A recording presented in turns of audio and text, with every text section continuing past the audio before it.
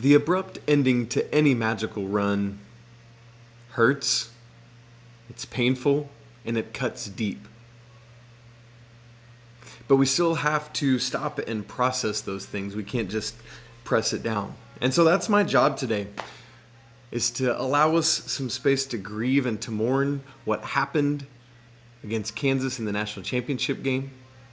And then to point out some particulars of the game, because it's important to be able to check things off a to-do list. It's almost like catharsis.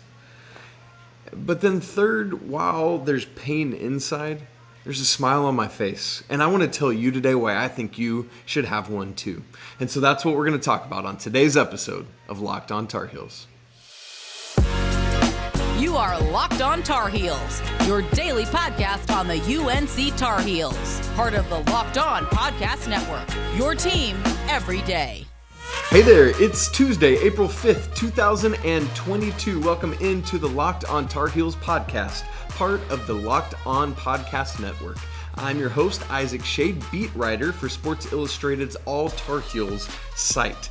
It is a joy to be with you today, even in a difficult day. It's great because we are family, and family gets together whether they are enjoying time or whether time is difficult. And so I'm glad that we have this opportunity.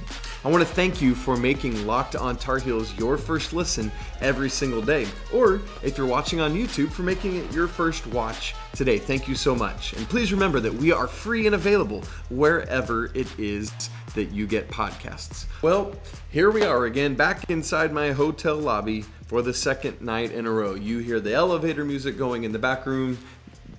In the background. I don't know what the back groom is. That doesn't even make sense.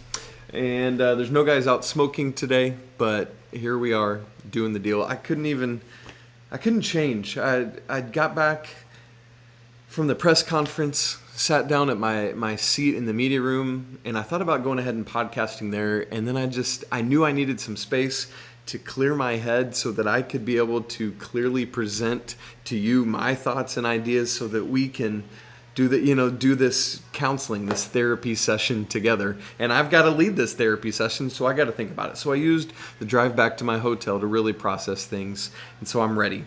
But I couldn't change. I just had to sit down and get right into it. And so like I said, we want to start off by just allowing ourselves some space to sit in the pain, because that's a very real thing.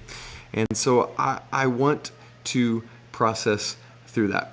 In full transparency, again, you've probably figured this out. I'm recording this on Monday.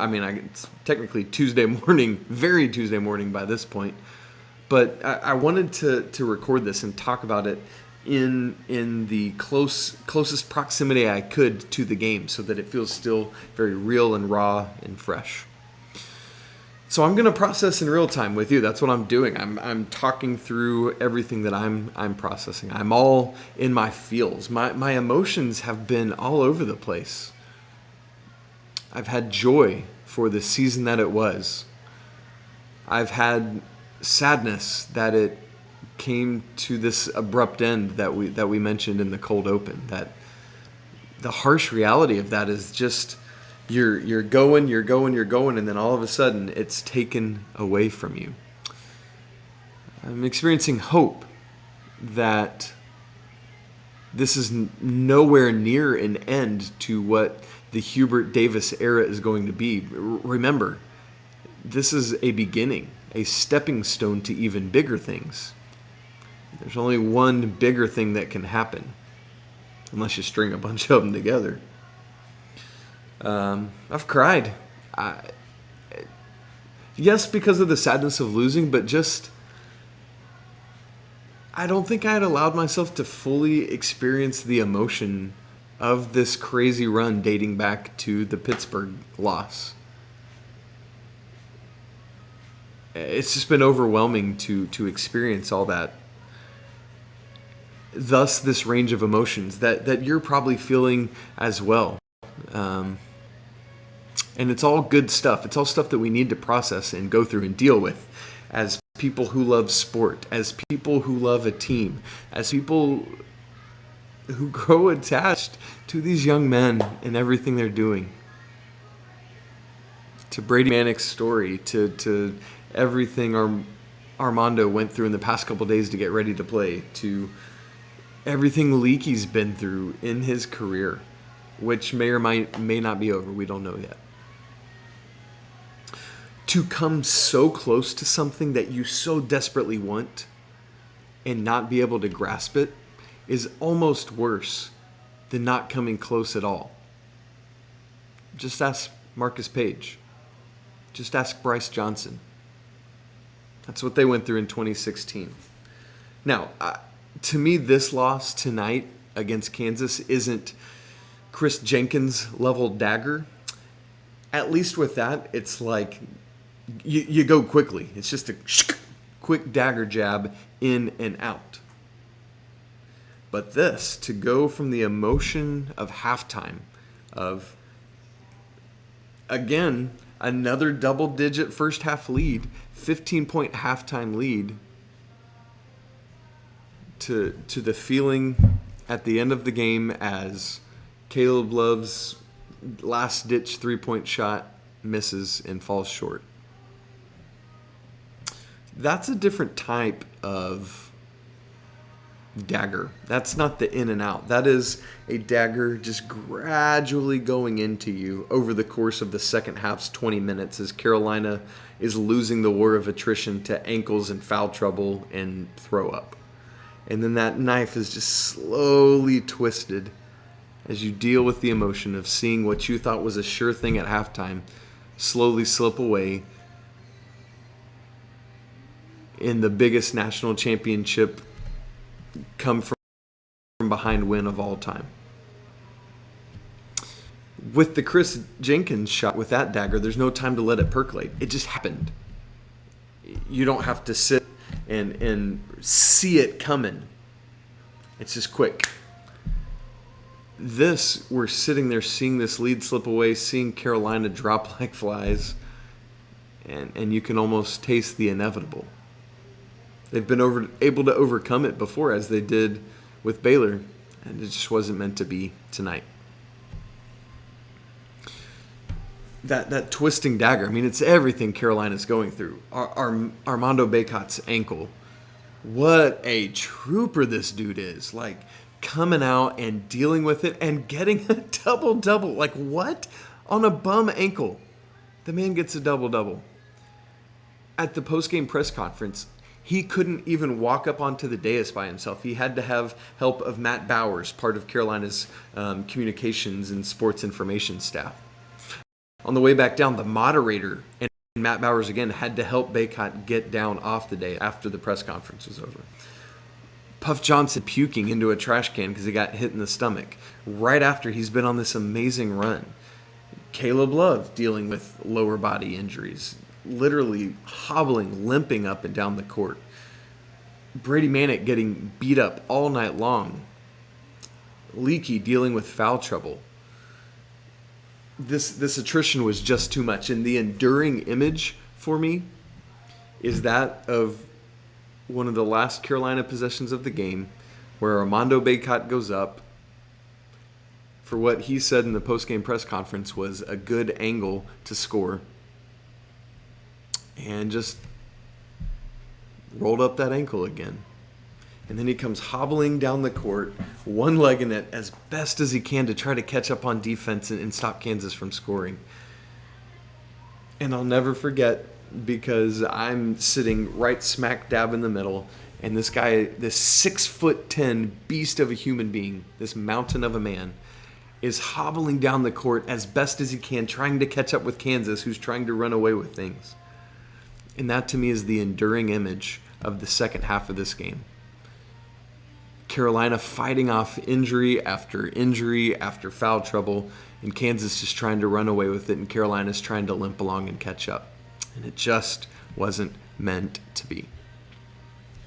Given all that, you hate the way it ends. You hate to blow this lead. But knowing everything we know about what Carolina was dealing with, the fact that you have a shot at the end of the game to send it overtime is almost miraculous.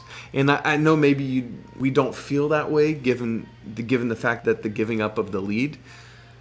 But this is one of the best teams in the country, And when you are down several members of an already shallow bench team, of course they're going to come back from 15. Like, it just makes sense. A Bill Self team is not going to give up. The other thing that I'm really processing and struggling with is the reality of no more Brady Manek. This guy has been a special gift that no one on this team, no one in the Carolina family saw coming.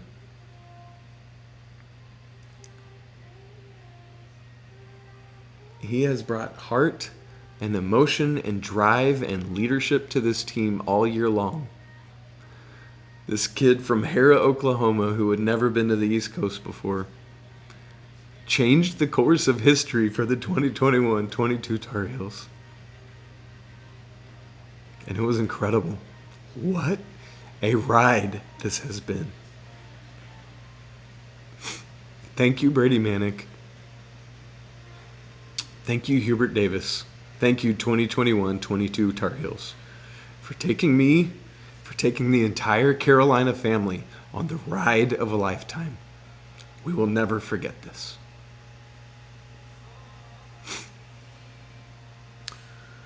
Whew. That is the thoughts and the feelings and emotions of a roller coaster season that came nearly to fruition on the final Monday night of the college basketball season, and that's all you can ask for, is to be playing with a chance to win the national championship. What happened in the game itself that affected the outcome, what allowed Kansas to start finding more success? We're going to talk about the particulars of the game in just a second, but first, let me tell you about Built Bar. Built Bars are great candy bar replacement options covered in 100% real chocolate. Some of the great flavors include mint brownie, coconut, coconut almond, and new white chocolate shamrock. They're all delicious, and new flavors are coming out all the time. At Built Bar, they're all about the taste. They make it taste delicious first, and then they figure out how to make it healthy. I don't know how Built Bar does this, but they always pull it off. So go to Built.com and scroll down to the macros chart. You'll be blown away. High protein, low calorie, high fiber, low carb. Most Built Bars contain just 130 calories, only 4 net carbs, only 4 grams of sugar, but yet 17 grams of protein. Compare that to a normal candy bar, which has about 240 calories, 30 grams of sugar, and dozens of net carbs. Go to Built.com, use promo code LOCKED15, and you'll get 15% off your next order. That's promo code LOCKED15 for 15% off at Built.com. Hey, I just want to thank you again for being part of the Locked On Tar Heels community. Monday was by far the most downloaded day in Locked On Tar Heels history. Literally by hundreds and hundreds of downloads. Incredible. I love what we're building. Let's keep it going. I know it's the off season, but let's stay dialed in together and keep on trucking. Well, the ending sequences of this game were just...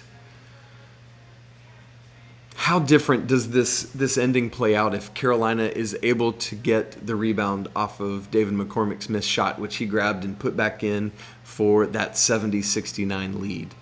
There's about 1 minute and 14 seconds left at that point. What if Bacot has a little more lift, is able to grab a rebound? Who knows what Carolina does on that possession? Maybe they score, maybe they get fouled, maybe they just run a lot of clock.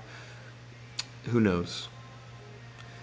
The Tar Heels even get the ball back miraculously with 4 seconds and a chance to tie it up. They have a great play drawn up for Brady Manek on the opposite side of the court and just slips cutting through the lane. Like, that happens. That's life. What got us to those points? There was a whole world of things that happened. And while we typically do a Four Corners game preview, since there are no more games this season, what I want to do in this section, this segment, is a Four Corners game recap, because Dean Smith would have been so proud of this team and the way they fought and the way they reflected their coach's identity, which is all that Hubert Davis asked for all season long. And they did that. So where I want to start, the first of those four corners, is with the first half response. Kansas jumped out to a 7-0 lead, and it kind of looked like Carolina was going to maybe get run out the gym. They were sluggish. They didn't start well. They just didn't look ready to go. And we asked the question, did Carolina have anything left in the tank? It was starting to look like the answer was going to be an immediate no. But then they responded. Carolina, from that point through the rest of the first half, went on a 40-18 run. So did they have anything left in the tank? Absolutely they did. Frankly, they had enough left in the tank to win a national championship tonight. But there were some other factors at play that stopped that from happening. And unfortunately, in the second half, Kansas went on a monster mega run of their own, 31-10. That just put them back in the lead. And Carolina, once again, pushed back. Didn't let Kansas drag away and lose touch. But there just weren't enough plays down the stretch. Point number 2, and I think this was the biggest thing that happened in the entire game, was Leaky Black picking up his fourth foul with 13 minutes and 52 seconds left to go. One of the little quiet things about this Iron 5 is that if something starts to happen, whether it be foul trouble or injury or any of those kind of things, that stuff starts to fall apart a little bit. And so with Leaky Black as this defensive stopper, he had done a great job in the first half on Ochai Agbaji. Agbaji scored 5 points in the first 4.5 minutes, but then just had 3 right at the end of the half. Had a free throw he made and a bucket. And so Leaky Black did a great job on him, but had picked up something of a silly foul for either his first or second foul of the first half, like a frustration foul, it almost felt like to me. And then had a couple fouls there in the second half, so got up to that fourth foul, had to go to the bench, and that was just a big part of what allowed Kansas to go on that 31-10 run we were just talking about. If Leaky Black is in the majority of this second half, are we talking about a different outcome right now? Maybe so. Four Corners recap number 3. Here's the good thing. This is a little bit of going ahead and pointing ahead to the years to come, but just like Puff Johnson, when Baycott went down with his initial injury Saturday against Duke, stepped in and made those 2 free throws. He rose to the occasion tonight in a big way. Even before Leaky Black's foul trouble, at the end of the first half, Johnson was in the game, and there was a missed Carolina shot, and Johnson flew in for an offensive rebound, put it right back, halftime lead, 40-25. But then in the second half, when he comes in for Leaky, just starts pouring in buckets. Played 18 minutes in the game, 11 points on 5 of 9 shooting. He had a 3-pointer. He had a great baseline cut to the basket. Baycott found him. There a pass came to Baycott from the other corner, swung it right to a cutting Puff Johnson for a monster dunk. Then he had that 3, and on the next possession drew a charge. Just all these great moments from Puff Johnson, but it was literally right after that he got hit in the stomach, went down onto the court in a heap, and then had to go back to the bench and was just puking his guts out. Poor guy. This is just the night that it was. That's how things went. Puff Johnson is giving this huge lift to his team, and then he has to go out. Just wasn't meant to be. And then the fourth point of the Four Corners is Carolina's 3-point shooting. Their free throw shooting returned to what it had been most of the season with this phenomenal free throw shooting. Even Armando Bacot rallied from the way he had been shooting lately and did a great job at the line. But the Tar Heels just weren't able to connect from 3. Finished the game 5 of 23 for 21.7% 3-point shooting. Just uncharacteristic for what they've done this year. And sometimes that's what happens. That's what happened to Shammond Williams back in that game with that whole crew of Jameson, who was in the building tonight, and Vince Carter and all of those. Mac Tarjai was in the room tonight, in the arena, excuse me. Sometimes these things happen. That's sports. You hope for the best, but sometimes you have to plan for the worst. Well, that is the Four Corners recap. I think those are some of the biggest things that allowed Kansas to grab that lead. Some of the great things that happened for the Tar Heels, though. And it is Tuesday. I don't want to let us go without a Tuesday trivia, but it's going to be a little bit of an obvious one because we just got to acknowledge it. Here's your Tuesday trivia question. You ready? Going to be the easiest one you've ever had. Who was the only person in Carolina history to record 500 or more rebounds in a single season? Drum roll, please. I get buckets. Armando Bacot. 511 rebounds this season. That's insane. Before this, the most rebounds ever in Carolina single season history was Bryce Johnson's 416. Baycott beat that by almost just shy of 100 rebounds. What are we doing? It's crazy. Even when you remove the fact of, typical, like Bryce Johnson did that, battling for rebounds with Kennedy Meeks. Obviously, Armando Bacot didn't have to do that, but still, to best Bryce Johnson's number by just shy of 100 rebounds? Wow. Unbelievable. Unbelievable. Great job, Armando Bacot. Now, not to mention, let's not forget, he also, on a bum ankle, did record a double-double tonight. That means he has 31 on the season, 49 in his career. What about those numbers? Well, if you've been tracking with me, you know what's going on here. 31 double-doubles, dub-dubs, excuse me. Why am I saying double-doubles? I'm wasting precious time. 31 dub-dubs ties the NCAA single season record. He just beat the ACC single season record. Now he ties David Robinson for the NCAA single season record. He's going down in the history books, folks. Unbelievable. And then his 49 career dub-dubs in Carolina history keeps him in sole possession of third place. He could come back, maybe get a couple more. We'll have to wait and see on that one.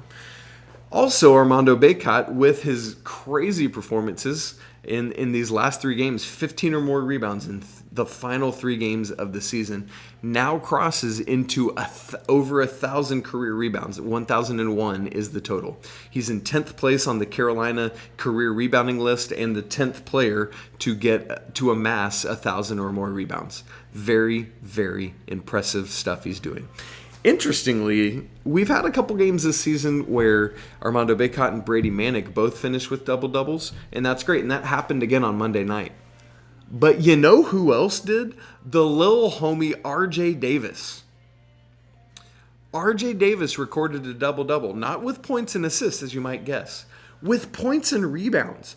RJ Davis had 15 points and 12 rebounds. Unbelievable. Unbelievable. For the tournament, he had 4 or more rebounds in every single game, in every single one of Carolina's postseason games going back to the ACC tournament. Wow. Wow, wow, wow. Baycott 15 and 15 tonight. Manek 13 and 13 in his final game as a Tar Heel. Now, we've had some emotional moments on this podcast today, and I promised you that I would tell you why I'm smiling and why I think you should smile. And we're going to get to that in just a second. But before we do, let me tell you about Bet Online. BetOnline.net is your number one source for all your betting needs and sports info. Find all the latest sports developments, including this upcoming weekend's Masters Championship odds, podcasts, and reviews for all the different leagues this season. BetOnline is your continued source for all your sports wagering information, including live betting, esports, and scores. So, head to the website today or use your mobile device to learn more about the trends and action. BetOnline, where the game starts. Carolina family, we've spent some time grieving. We've spent some time checking a couple things off the to-do list of here's why this game happened, and hopefully that brought to you some catharsis. And now it's time to smile a little bit. We're going to spend plenty of time remembering this season, this special ride that we've been on. But I just want to begin that process right here today. And I'm going to take my jacket off. It's getting hot in this hotel lobby. And I want to start with Brady Manek. I know a couple of segments ago I talked about how there's just this weight of no more Brady Manek in a North Carolina uniform and how heavy that is. But I want to smile today because Brady Manek came to Chapel Hill to be a North Carolina Tar Heel. And he is forever part of this family. He has cemented himself in Carolina lore. He is the second leading single-season three-point shooter in terms of made three-pointers in Carolina history, behind only Justin Jackson, with finishes with 98. Unbelievable. What a guy. The way he has brought people together. People just rally around this guy. He's different. He's fun. He's engaging. Thank you, Brady Manek. Thank you, Manek family, for sharing him with us. He has been a joy, and we are so glad that not just Brady, but all of you are now part of this family as well. Next reason I want to smile. Go back to November. Take yourself to the weekend at the end of the 2 games in Connecticut. The loss to Purdue, which you feel good about. Carolina fought well and hard in that game. But then the loss to Tennessee the next day. Felt awful. Down in the dumps. When you think about the loss to Kentucky. Just a no-show game. Miami, Wake Forest, back-to-back road games in the ACC. Losing to Notre Dame. Losing to Pitt at home. Getting blown out by 20 against Duke. That all stung. Remember that version of yourself and everything you went through and felt and experienced, and contrast that with the euphoria of what has happened over the course of the last several weeks. I would suggest to you that part of the reason to smile today is because that the highs that we've just experienced are all the more high because of how low the lows were. And so, yeah, this team was trying to figure it out, and a lot of people didn't understand it. The coaching staff did. The players did. They get that it takes a long time to put a team together in this day and age because of transfer portal, because of NIL, because of COVID extra years, all of that. It just takes time, and sometimes we're going to have to get used to that as college basketball fans. But those lows, as low as they were, they allowed the highs to be all the higher. So smile. Smile because who knows what's going to happen next year. Outside of Brady Manek, the other 4 starters technically all can come back to this team. Now, losing Brady Manek is a huge cog in that wheel. For a Hubert Davis offense to exist at the level of capacity it did this year, you need a Brady Manek knockdown stretch 4 shooter.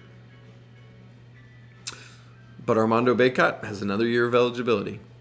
RJ Davis, Caleb Love, they both have 2 years of eligibility left.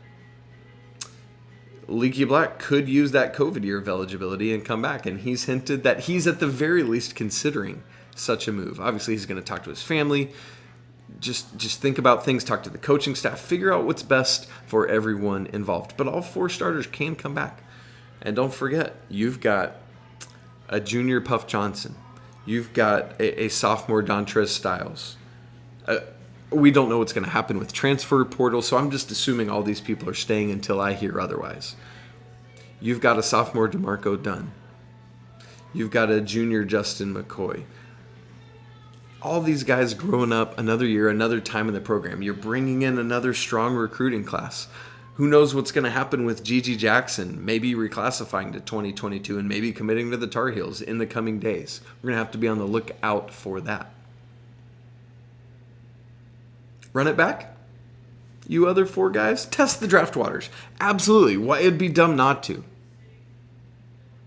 Worked for 16 to 17. Chris Jenkins shot, put a dagger in these boys' hearts, and then they moved on. And they got redemption in 2017. I want to smile because there were 2 phenomenal basketball games that the Carolina family got to experience this weekend.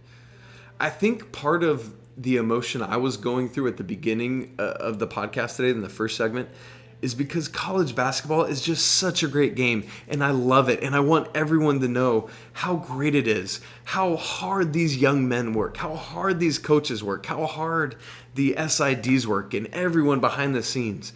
It's incredible, and we all get to be part of experiencing the joy and the wonder of it. So smile because you got to experience 2 of the highest capacity games in the NCAA tournament and perhaps in NCAA tournament history this weekend. Here's another reason to smile. I want you to smile as you remember your feelings after the Duke game.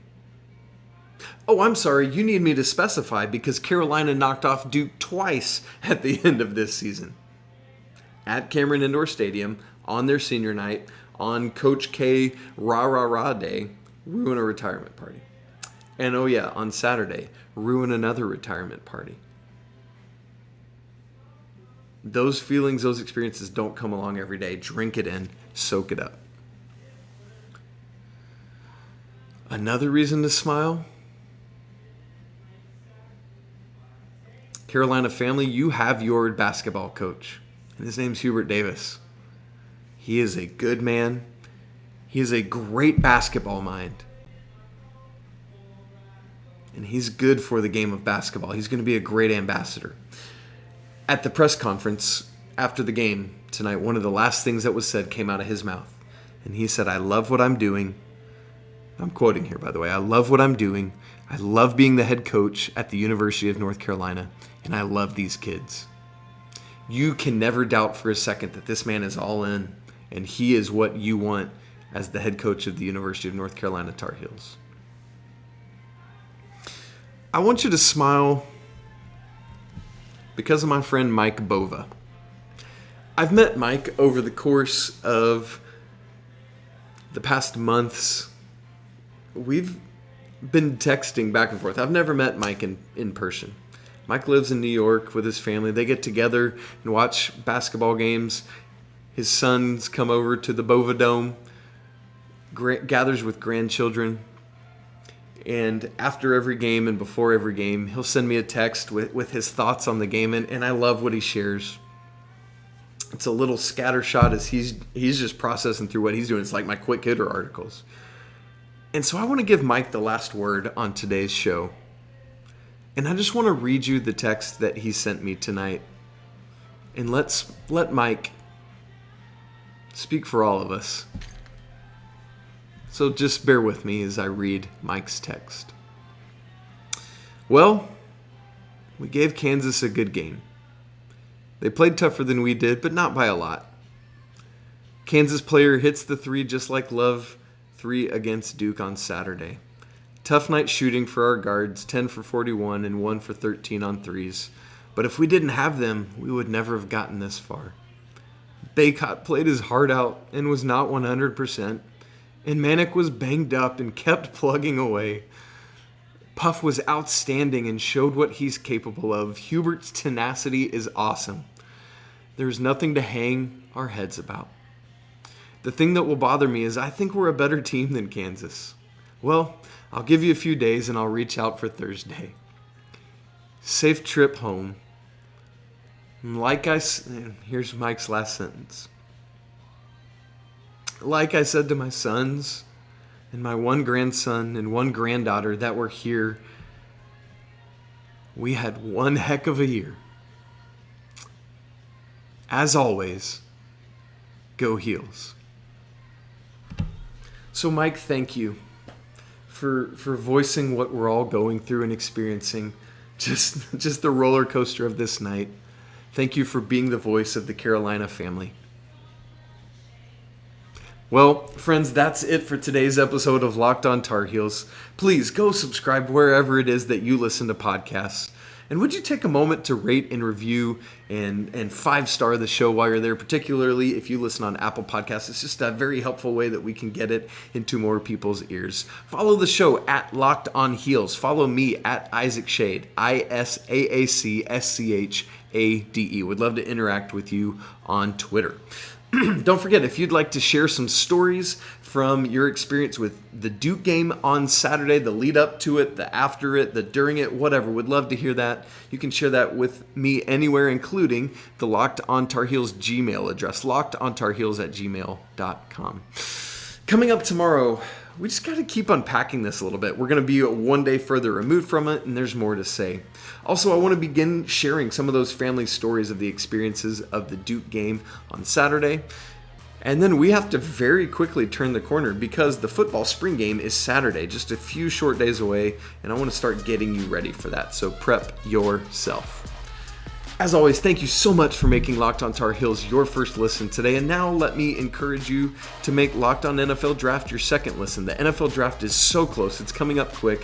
What's going to happen with Sam Howell? Well, these guys are getting you ready for it. It's Ryan Tracy and former NFL cornerback Eric Crocker.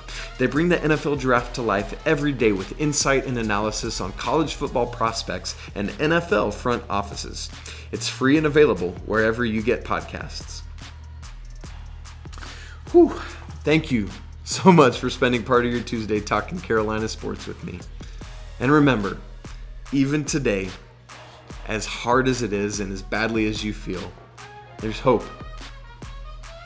And it's always a great day to be a Tar Heel.